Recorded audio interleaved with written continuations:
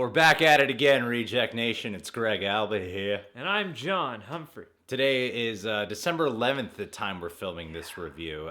Thank you to Disney for letting us attend one of your screenings of Star Wars The Last Jedi, people. Still don't have access to the channel, so not sure when this video is actually going up. Hi from the past. Hello. And just to give you guys a heads up, this is going to be a non-spoiler review, and I feel like it's going to be really challenging to talk about this movie without spoiling something. But don't worry, we edit, so we'll make sure we don't spoil anything for you guys. But we will be doing a spoiler review a little bit later on in the week, so keep your eye out for that. Now, before we hop into this review, I wanted to give a shout out to the Real Rejects video sponsor, and that is the app called Stardust. Stardust is this awesome app that allows you to do 30-second reactions to any film, TV show, or trailer. John and I have been using it a lot, and one of the main reasons we use it, especially for movies that we just watch, is it gives you an overall consensus of what we thought in 30 seconds. And plus, it's just fun to do 30-second movie reviews. I used to love that idea of doing that on YouTube.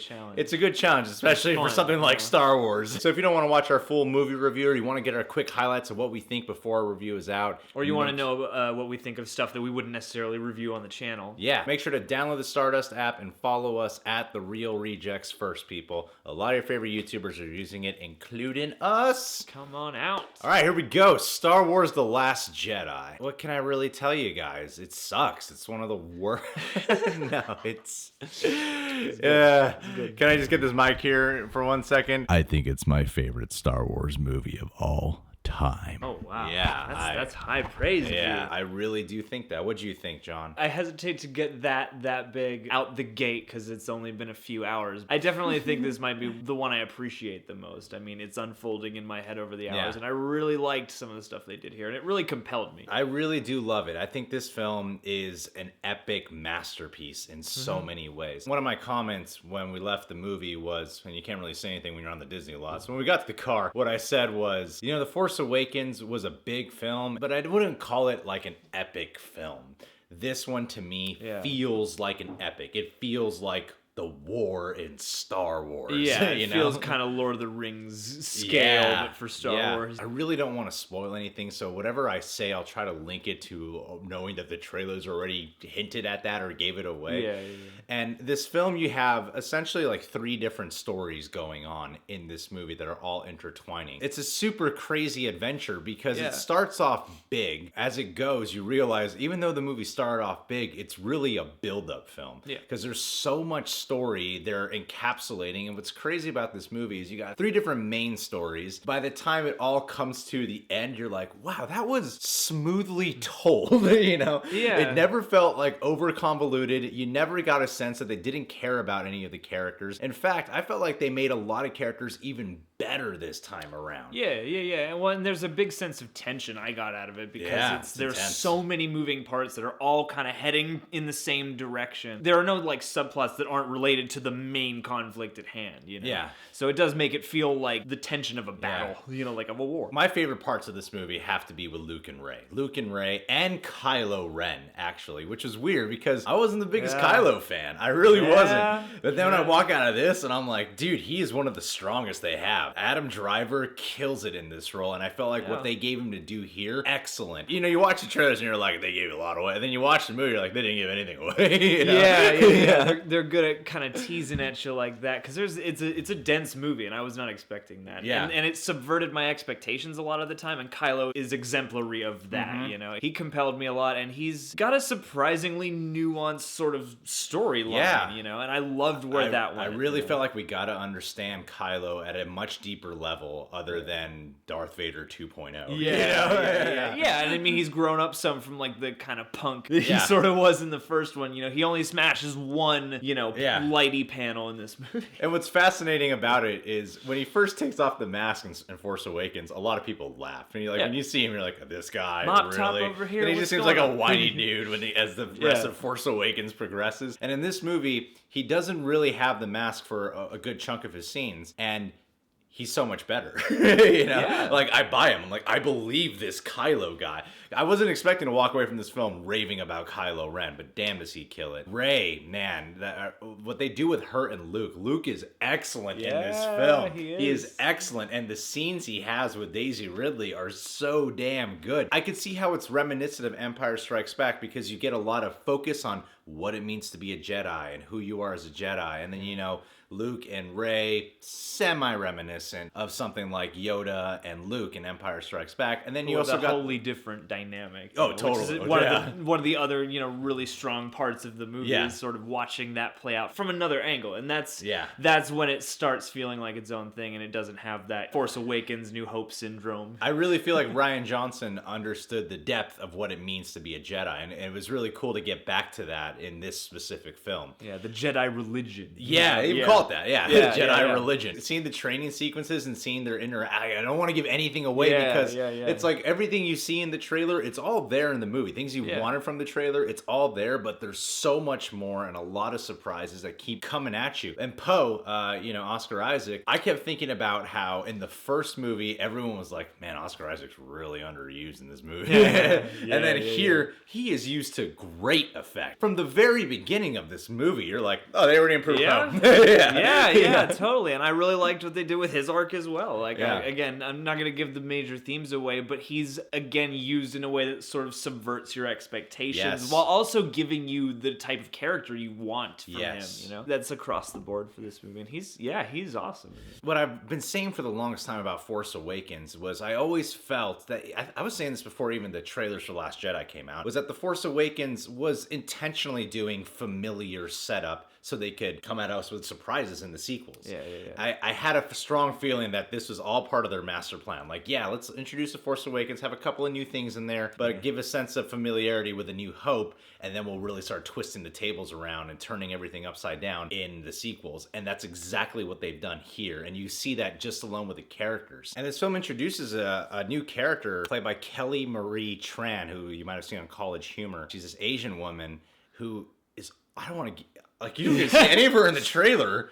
All I want to tell you guys is that she's in the movie, and she's really freaking good. She's one of the highlights of this movie. And her involvement in the storyline makes another beloved character so much more interesting. Absolutely. And you also see Emperor Snoke in the trailers. You get some pretty damn good scenes with Snoke in this movie. Yeah. And Andy Serkis, dude. Award that man. Award this man. You know, just because his mocap doesn't make it any less. Because everything he does for mocap is exactly what he would do without mocap. It's got a camera pointed at your face to make sure it gets all your face motion. To me, mocap is just another form of makeup. Like when you see Gary Oldman in The Darkest Hour, it's like you're not going to go, well, he's under all that makeup. That's why he did such a good job. You know, he kills it as Snoke in this movie. It's cool because Force Awakens sets him up. You really get a much better idea of who Snoke is in this movie. Andy Serkis kills it, man. He is intimidating. He's creepy. You really believe the menace and the power of this guy. And another character that I was surprised by that I even enjoyed watching him more. It was Domhnall Gleeson, General Hux. Yeah, well, the thing is, this movie made him funnier. Has to me a surprising element of humor throughout. Again, sort of subverting my expectations in different moments because through a few characters, but especially General Hux, there isn't an underlying humor in his semi-bitchness. I mean, they don't do a Marvel thing where it's like this film is jam-packed with humor. He's not like a bumbling moron, but there is, there is some very intentional humorous moments. And it comes from the character and from his status and stuff like that. And you don't see him in the trailer. You know he's in the movie. He's credited on IMDb. Benicio del Toro is his character named DJ. Won't give anything away about the guy, but Benicio fits into this world pretty well. It dawned on me, I'm like, oh yeah, he's in Guardians, and now he's in this. And they're very different characters. Kind of guy. They're very different characters, and Benicio gets, I can't give it away, but it's like the cool Benicio that I grew up watching. It harkened back to that time where you're like, oh, I guess they just kind of let him do whatever. They let him experiment with the role. It was a nice eccentric performance, you know, to help add flavor. Carrie Fisher. What was cool about Carrie Fisher, of how Rian Johnson specifically wrote for her, whenever you get into a moment where you're like, oh, she's gone. Like that, it can tug at your heart. Honestly, like even it's I teared up a couple one times. spoiler. It says, you know, it pays homage in the credit in memory of Carrie Fisher. My eyes just shot red. Oh no, I'm sad. Oh, yeah. What I found very interesting about how they approach Leia in this film, Rian Johnson wrote Leia more attuned to how Carrie Fisher actually behaves and talks. Yeah. Which was refreshing to see. Princess Leia She's a in leader. the trilogy, original trilogy, is very specific. And her personality here, they let go, well, how would Leia grow? How would her personality change? Let's make it more along the lines of Carrie Fisher and how she talks. Yeah. So Carrie Fisher got to be more like herself, but it totally fits because she's our Princess Leia. And I love the usage of her in this movie. Oh, yeah. Perfectly used. This isn't Carrie Fisher trying to be young Princess Leia. This is a grown-up Princess Leia, or much more matured Princess This is Leia. Leia Organa. Yeah. You know, and she's a General. leader, and I like that her storyline had a lot to do with themes of leadership. That's integral to a movie like this, you know, to discuss not only why we fight, but how, you know, and you know, with what nuances and with things in mind. I want to mention Laura Dern is in this Laura movie. Dern! Trailers don't give anything away about her, so I don't want to give anything away. Good hairdo. Laura Dern in this movie was another nice surprise. I really felt like no character was wasted whatsoever. If you ever felt that way about any Star Wars movie, I really don't feel that way in this movie. Every time a character shows up, even at first when you're like, oh, I feel like they don't really know what they're doing with this character, or what's the point of having this actor in this role? Eventually, just be patient with the film. You can see Rian Johnson was like, well, how can we make this really worth it? And every character gets that treatment, every single one of them. And there's a lot of great character scenes in this movie. This movie had such a great blend of action sequences mixed with great character scenes and plot provoking scenes and twists and turns. The music is great. The effects are good. The action is mesmerizing. Just the first battle you see, you'll be like, whoa, this is awesome. And there are some unique things they do that we want to touch on in our spoiler review of standout moments in space opera sequences where I'm going to remember how that went down. One thing I really enjoyed about this movie is the way that they sort of tempered the balance, because, you know, every fight sequence, battle sequence is really cool and really Star Wars-y, but also, you know, entirely necessary. Yeah. You know, so it does start to feel like a war epic, partly because of those action scenes, but they're also super awesome because they're, you know, futuristic and Star Wars-y. They did themselves a service by really paying attention to the stakes and making it a build-up movie, because it's not a ton of heavy action throughout, but it does reward you for paying attention and for, you know, sticking with the characters, and it gives them all, you know, pretty interesting arcs. It's 2.5 hours is well earned. And another cool thing that I was saying in I think when we did a reaction to the behind the scenes featurette when they talked about the Crystal Fox, I was excited for seeing, are they going to introduce new creatures to us? And they do that. Like there's several new creatures in here. I will look up the names to again when I do the spoiler review. But they all come to mind. They all have their specific types of personalities.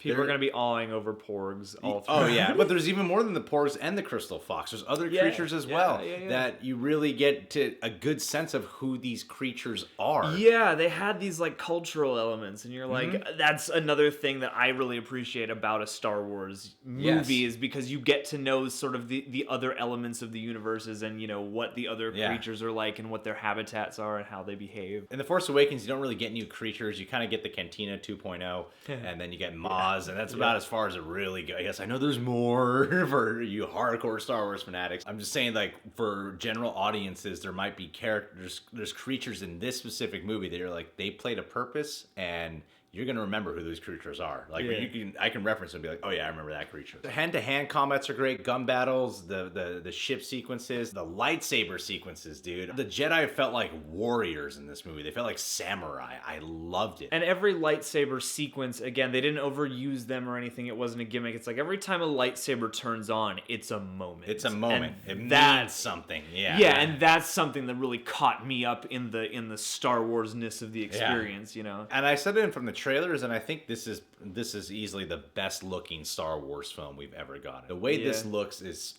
It's striking. It's art. This feels like an artistic blockbuster to me. Yeah, well, everything is really designed, just like a Star Wars movie ought to be and always is. It's the imagination of the different worlds you're seeing and the different machinery and how everything works is so detailed and so vast. And they do a great job of balancing out what their CG elements are and their practical elements are. And it feels like a real lived-in universe. And with a story that's as immediate as this one is, sort of you're watching one situation kind of ripple out and get better and worse until it all culminates, and it does so with a nice balance, I think, and a good pace. Felt like an appropriate middle segment of something, but also felt like its own piece. Yeah, it's the closest comparison you can give is like Empire or like a Lord of the Rings installment. Yeah, like this is Two Towers. Yeah, this is Helm's Deep. I really appreciated the way that they wrote this and the way that they captured it. Everything is sort of in service of the whole idea. Every element is honed, and the music also. Beyond the classic score elements, the new stuff is great too. I wouldn't even call it a darker Star Wars movie. I would call it a heavier Star Wars movie. Like, I think Rogue One's a bit darker. This was just heavier. The weight and the stakes of the situation are high and in a palpable way, and the music matched that too. Absolutely. And John Williams, man, he's still doing it. Still killing it. Still making it and happen. There's some excellent sound design in this film. All the technical stuff is it's the best it's ever been. If I had some complaints about the movie, it's really a couple minor ones. I like John Boyega a lot, and I really like Finn. I even like what they do with him in this movie, and for the majority of it. Issue that I found with the use of Finn was I felt like a lot of it he wasn't really growing as a character. I kind of sort of feeling like they were looking for something for him to do. It takes longer for his story to start paying off, I guess you'd say. I feel like the last half of Finn's story is better than the first half. Yeah. By the end, you're like, oh, okay. I get it now. Yeah. I'm glad you're still around. And also, the use of Captain Phasma is better than Force Awakens, that's for sure. But it doesn't really make up for it. And I feel a little bummed out for Gwendolyn Christie just because I'm like, you could have been anyone in this movie. Especially when you see the trailers, you're like, oh man, this is what we were waiting for. By the time you get to her character in this film, you're like, it's cooler. It's a moment, but it's not a huge moment. Yeah, it's not like, but why Gwendolyn Christie? This could have been a stuntman. And I was a little bummed out by that. The movie sort of has everything you want and then more, and it's like thought out. It's surprising. It makes some bold choices, and it's a bit heavier, but I think it's all the better for it. If we were to give a consensus on this, I just realized I just want to use our Stardust app for that. So here's our consensus on Star Wars. All right, gotta keep this plain and simple. Yeah. This is probably my favorite Star Wars movie of all time, people. Great. If I could give it more than 5 stars, I would give it more than 5 stars. Action's great. The characters are phenomenal. The story is great. It is such a beautiful film from beginning to end. It is an epic masterpiece. Compelling. It subverts your expectations a bit, takes it in places you're not expecting, but that are totally steeped in the Star Wars themes, It is just, it's incredible. Best Star Wars movie I've ever seen. No idea when this video is up on YouTube. Hopefully you enjoyed our review anyhow. Keep a lookout for our spoiler review, or it might be up already, so go watch our spoiler review. Who knows? I'm preparing for the future in every sentence I say. So, did you see The Last Jedi? Where would you rank it in terms of your favorite Star Wars movie, or did you hate it? If you did, put it in the comment boxes. Everyone's respectful of everyone's opinion. Subscribe to The Real Rejects. Please click that notification bell if this is up on YouTube. Follow us on social media. Make sure to become a Patronaject today while you're at it. We post a lot of exclusive content over at our Patreon. It's become like a second YouTube channel of ours. We interact a lot over there. Uncut. And last but not least, download the Stardust app and follow us first at The Real Rejects, people. Join the Stardust community.